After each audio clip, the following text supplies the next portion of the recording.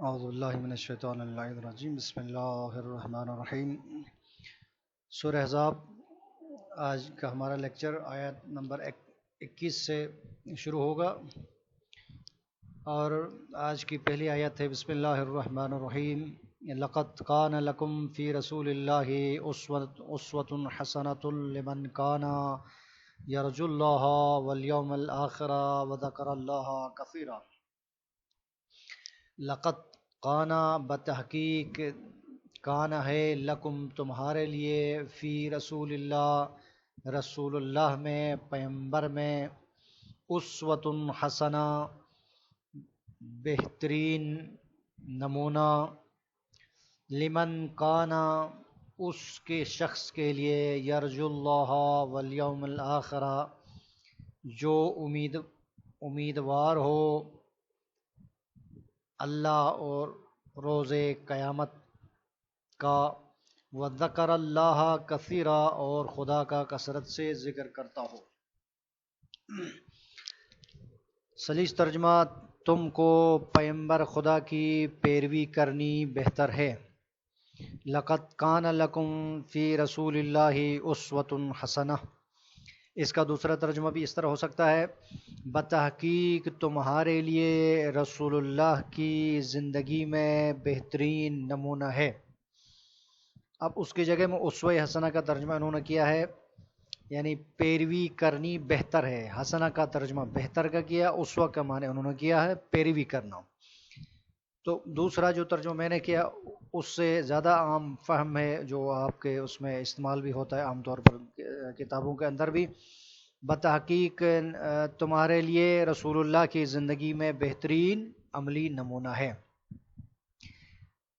لمن کان یرجو اللہ، یعنی اس شخص کو جسے خدا سے ملنے اور روز قیامت کے آنے کی امید ہو اور وہ خدا کا کثرت سے ذکر کرتا ہو۔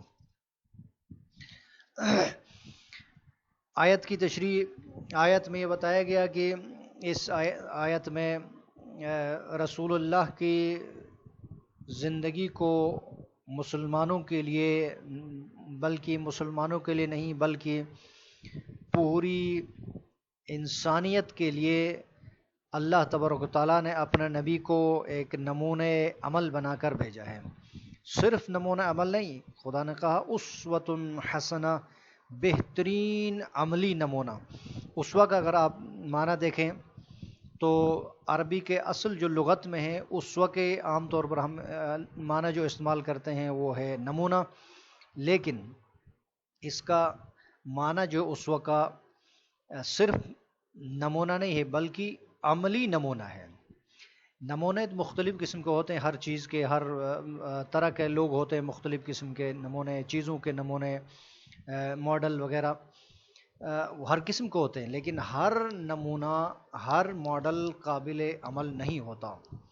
دنیا والوں کی نظر میں بھی ایسا ہے، یہاں تو ظاہر ہے اللہ اور اس کے اللہ کے جو ہے اس کے نظر میں کہا کہ اپنے رسول کی زندگی کو اللہ تبارک و تعالیٰ نے نمونے عمل قرار دیا، اس لیے اسوہ کا یہاں معنی ہوگا، اسوہ کا معنی عملی نمونہ، اور عملی نمونہ بھی کیسا؟ حسنہ، بہترین۔ اللہ تبارک تعالیٰ نے اس آیت میں یہ بتایا کہ میرے رسول کی زندگی ابتدا سے لے کر انتہا تک کیا ہے؟ پیکر شریعت ہے، مجسمہ شریعت ہے میرے رسول۔ ہر حرکت رسول اللہ کی کیا ہے؟ اس کی امت کے لوگوں کے لیے اور خاص طور پر مسلمانوں کے لیے کیا ہے؟ بہترین عملی نمونہ ہے۔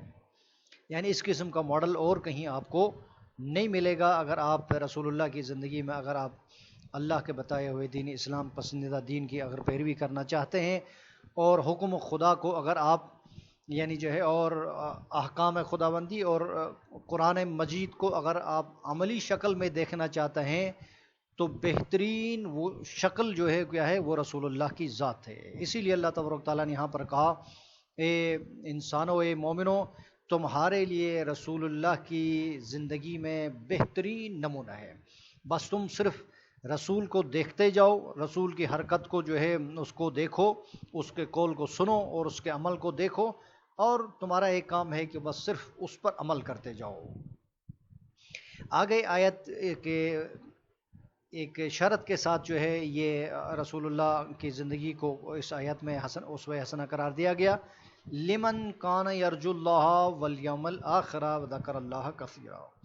کہا کہ رسول اللہ کی زندگی اس شخص کے لیے جو اسوہ حسنہ ہوگی جو قیامت کی جو ہے آنے کی امید رکھتا ہو، یعنی قیامت پر امید رکھتا ہو اور کل قیامت کا دن پروردگار کے بارگاہ میں حاضر ہونے کے اس کی امید رکھتا ہو، اس پر یقین رکھتا ہو. اس کے بعد اگلی شرط بتائی وذکر اللہ کثیرا، اور جو ذکر خدا کثرت سے کرتا ہو. بس یہ دو یعنی نشانیوں کے بعد بتایا کہ جس شخص میں یہ دو نشانیاں پائی جائیں گی، جو اللہ کے یعنی جو ہے کل قیامت کے دن اس سے یعنی ملاقات کا جو ہے اس کی بارگاہ میں حاضری پر یقین رکھتا ہو اور آخرت پر یقین رکھتا ہو اور ذکر خدا کثرت رکھتا ہو، پس ہر وہ شخص اس کے لیے اللہ تبارک و تعالیٰ نے اپنے اس نبی کی ذات کو اسوہ حسنہ قرار دیا گیا. اگلی آیت نمبر 22. وَلَمَّا رَأَى الْمُؤْمِنُونَ الْأَحْزَابَ قَالُوا هَذَا مَا وَعَدَنَا اللَّهُ وَرَسُولُهُ وَصَدَقَ اللَّهُ وَرَسُولُهُ وَمَا زَادَهُمْ إِلَّا إِيمَانًا وَتَسْلِيمًا. آیت میں اس سے پہلے شاید آپ کو یاد ہوگا میرے اس کے پہلے یا دوسرے لیکچر میں جو ہے میں نے کہا تھا کہ جو ہے جب کمزور ایمان والے مسلمانوں کی جو ہے یعنی کہ اس کی کیفیت بیان کی گئی تھی وہاں جو ہے جنگ احزاب میں، ان کے جو ہے اس کو عمل کو جو ہے اس کو بیان کیا گیا تھا کہ جنگ احزاب کے اس یعنی جو ہے دوران جو ہے جب لشکر کو دیکھا انہوں نے اور اتنے بڑے لشکر آ گئے تو مسلمان جو ہے کمزور ایمان والے گھبرائے اور مارے خوف کو ان کی آنکھیں پترا گئی اور یہ اس کے جو ہے دل گلوں تک آ گئے. وہاں پر میں نے 3 کیٹیگری بتائی تھی کہ وہ جو نشانیاں تھی وہ کمزور ایمان والے مسلمانوں کی تھی، اور اس کے بعد اگلے ہم نے جو ہے منافقوں کی جو ہے نشانیاں کافی ایک تقریباً 2-3 لیکچر میں ہم نے بیان کیا کہ وہ منافق آ گئے. اب تیسری کیٹیگری جو ہے جنگ احزاب کے اس 3000 کے لشکر میں تیسرا گروہ تھا، اس کے بارے میں یہاں پر اس آیت میں بیان کیا گیا. آیت واضح کر رہی ہے وَلَمَّا رَأَى الْمُؤْمِنُونَ الْأَحْزَابَ، ولما اور جب رأى دیکھا المؤمنون مومنوں نے احزاب لشکر کو، یعنی جب پکے مومنوں نے سچے مومنوں نے لشکر یعنی ابو سفیان کو دیکھا اور لشکر کے لشکر آتے دیکھا تو قالو ان کا رد عمل کیا تھا؟ قالو کہنے لگے ھذا ما وعدنا اللہ ورسولہ، یہ وہی ہے جس کا اللہ اور اس کے پیغمبر نے ہم سے وعدہ کیا تھا. وصدق اللہ ورسولہ، اور سچ کہا ہے اللہ اور اس کے رسول نے. وما زادہم، اور اضافہ نہیں ہوا الا ایمانا و تسلیما، مگر ان کے جو ہے ایمان میں اور اطاعت میں جو ہے یعنی اضافہ ہو گیا. یہ اس کا لفظی ترجمہ ہے. اس کا بامحورہ یا سلیس ترجمہ، اور جب مومنوں نے کافروں کے لشکر کو دیکھا تو کہنے لگے یہ وہی ہے جس کا خدا اور اس کے پیغمبر نے ہم سے وعدہ کیا تھا، اور خدا اور اس کے پیغمبر نے سچ کہا تھا، اور وہ اس سے ان کا ایمان اور اطاعت اور زیادہ ہو گئی. آیت کی جو ہے تشریح دیکھیں، وضاحت آیت کی. اور جب سچے مومنوں نے جنگ خندق کے دن جو ہے لشکروں کو آتے دیکھا تو اب نہ وہ گھبرائے، نہ انہوں نے اللہ اور اس کے رسول پر جو ہے کہ خوشخبری پر شک کی، نہ رسول کے حکم پر جو ہے ان کے جو ہے یعنی قول پر جو ہے ذرا بر انہوں نے جو ہے کوئی یعنی جو ہے یعنی شک کا وہ کیا، بلکہ اللہ اور رسول اللہ اور خدا نے جو اس کے جنگ خندق کے دوران جو خوشخبری دے کے ان کو جو ہے اس کو وعدہ کیا تھا، اس وعدے کو تکرار کرتے ہیں. قالوا ھذا ما وعدنا اللہ ورسولہ، کہتے ہیں یہی وہ وعدہ ہے اس لشکر کو دیکھ کر کہ جس کا اللہ اور اس کے رسول نے ہم سے وعدہ کیا تھا کہ یہ لشکر جو ہے اس سے ٹکرائے گا اور اس میں جو ہے تمہیں گھبرانے کی ضرورت نہیں، فتح مسلمانوں کو ہوگی. اور پھر کہتے ہیں یہ سچے مومن وصدق اللہ ورسولہ، کیا سچ کہا تھا، اللہ کو بھی صادق مانا اور رسول کو بھی صادق مانا. یعنی یہ سچے مومن تھے، اس لیے یہاں پر نہ یہ خوف زدہ ہوئے، نہ گھبرائے، اور نہ اللہ اور اس رسول پر پھر شک کیا۔ وما زادہم الا ایمانا و تسلیما، جب یہ لشکر انہوں نے دیکھا اور رسول اللہ کی خوشخبری کے مطابق یہ لشکر ان سے مد مقابل ہوا، تو اب ایسا نہیں کہ ان کا ایمان کمزور ہو گھبرائے، بلکہ ان کے ایمان میں بھی اضافہ ہوا اور ان کی اللہ اور رسول کی اطاعت میں بھی اضافہ ہوا۔ کیوں؟ اس لیے کہ انہوں نے کہا کہ اللہ اور رسول کا وعدہ تھا کہ یہ لشکر آئے گا اور تم سے جو ہے وہ یعنی ٹکرائے گا اور فتح جو ہے مسلمانوں کی ہوگی۔ اس کی وجہ سے اللہ اور رسول کے اس قول پر جو ہے، اس خوشخبری پر جو ہے ان کا ایمان بھی جو ہے یعنی مضبوط ہو گیا، بڑھ گیا، اور ان کی اطاعت بھی مزید واضح ہو گئی۔ اگلی آیت ہے من المؤمنین رجال صدقوا ما عاهدوا اللہ علیہ فمنهم من قضى نحبه ومنهم من ينتظر وما بدلوا تبدیلا۔ انہی سچے مومنوں میں سے ایک گروہ کی جو ہے یہ نشاندہی یہاں اس آیت میں کی گئی ہے۔ من المؤمنین، مومنوں میں سے کچھ یا چند، صدق رجال، مرد ایسے ہیں، صدقو انہوں نے سچ کر دکھایا، ما وعد اللہ، ما عاہد اللہ علیہ، جو وعدہ انہوں نے خدا سے کیا تھا ایمان لانے کے بعد اس کو سچ کر دکھایا۔ فمنہم، پس انہی گروہ میں سے، انہی مومن مردوں میں سے، من قضا نحبہ، جنہوں نے گزاری نحبہ اپنی باری، یعنی اپنی باری سے وہ فارغ ہو گئے، یعنی اپنا جو وعدہ کیا تھا انہوں نے وہ وعدہ پورا کر دکھایا۔ وضاحت بعد میں کر دوں گا۔ ومنہم من ینتظر، اور انہی گروہ میں سے من ینتظر، کچھ ایسے ہیں جو ابھی اس انتظار میں ہیں،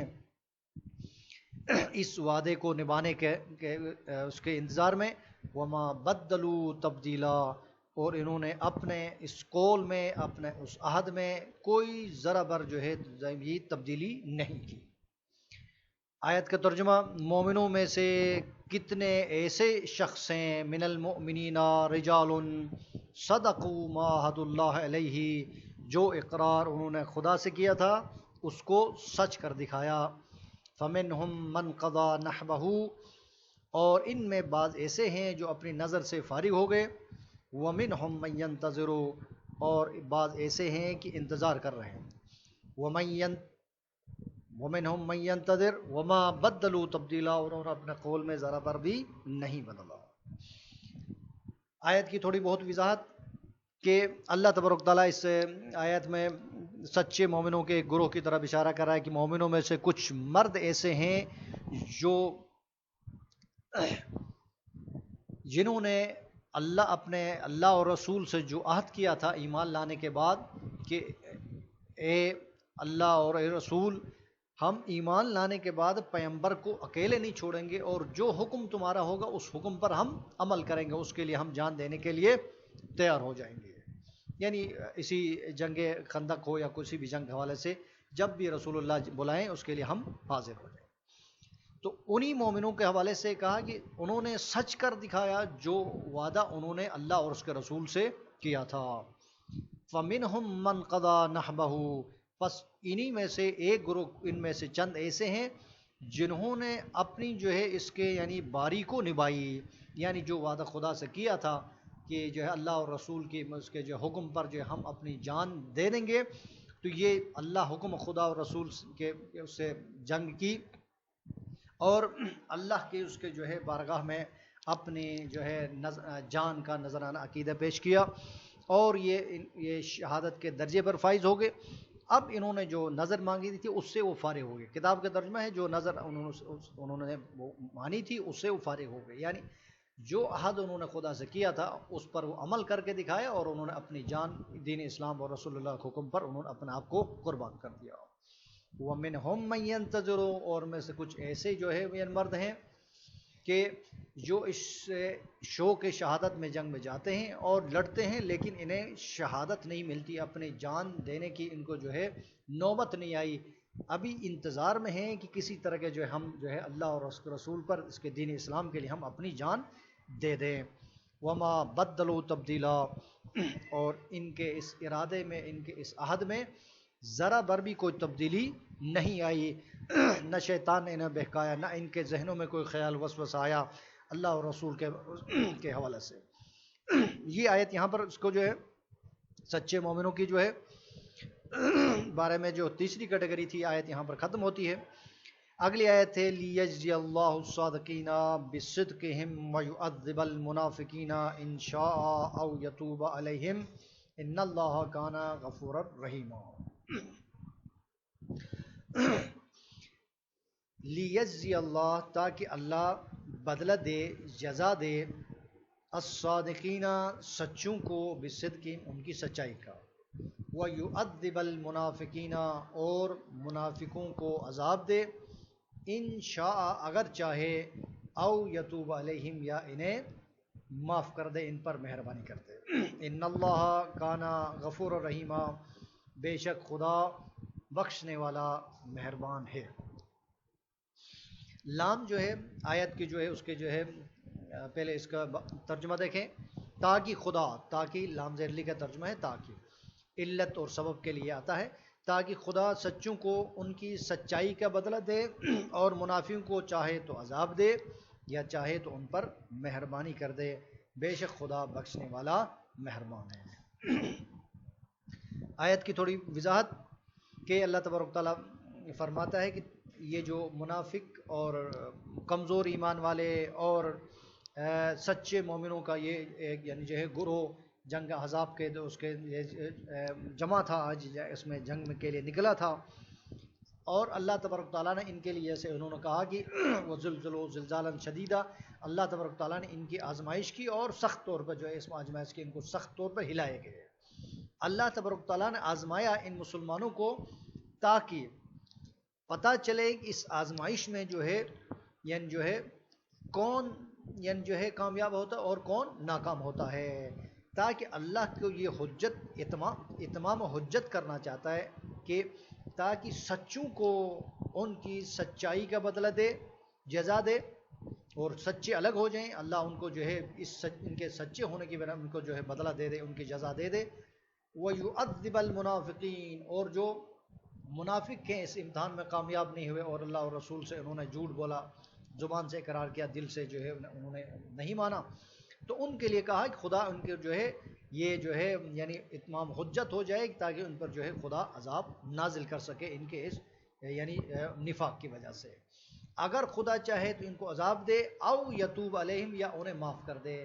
معاف اللہ تبارک تعالیٰ اسی صورت میں کر سکتا ہے جب یہ نفاق سے چھوڑ کے دین اسلام کی طرف آ جائیں، ورنہ بحیثیت منافق کے جب تک وہ نفاق میں جو کہ حالت میں باقی رہیں گے اللہ تبارک تعالیٰ ان کے گناہوں کو معاف نہیں کرے گا۔ اگرچہ انہوں نے یہاں پر او کے ذریعے سے کہا کہ یا مہربانی کر دے، لیکن مہربانی جو ہے ایک شرط کے ساتھ ہوگی کہ جب تک وہ دین اپنے اس نفاق سے دور نہیں رہوں گے، نفاق کو نہیں چھوڑیں گے، اس وقت تک جو ہے اللہ تبارک تعالیٰ ان پر مہربان نہیں ہوگا۔ ان اللہ کانا غفور الرحیمہ، بے شک خدا بخشنے والا اور مہربان ہے۔ تو اللہ تبارک تعالیٰ بخشنے والا بھی، غفور و رحیم بھی ہے، لیکن انسان اللہ تبارک تعالیٰ اس شرط یہ ہے کہ اس کے بخشش اور اس کے رحمت کا وہ یعنی سزاوار ہو۔ لیکچر یہیں پر جو ہے آج کا ختم ہو رہا ہے۔ والسلام علیکم ورحمۃ اللہ وبرکاتہ۔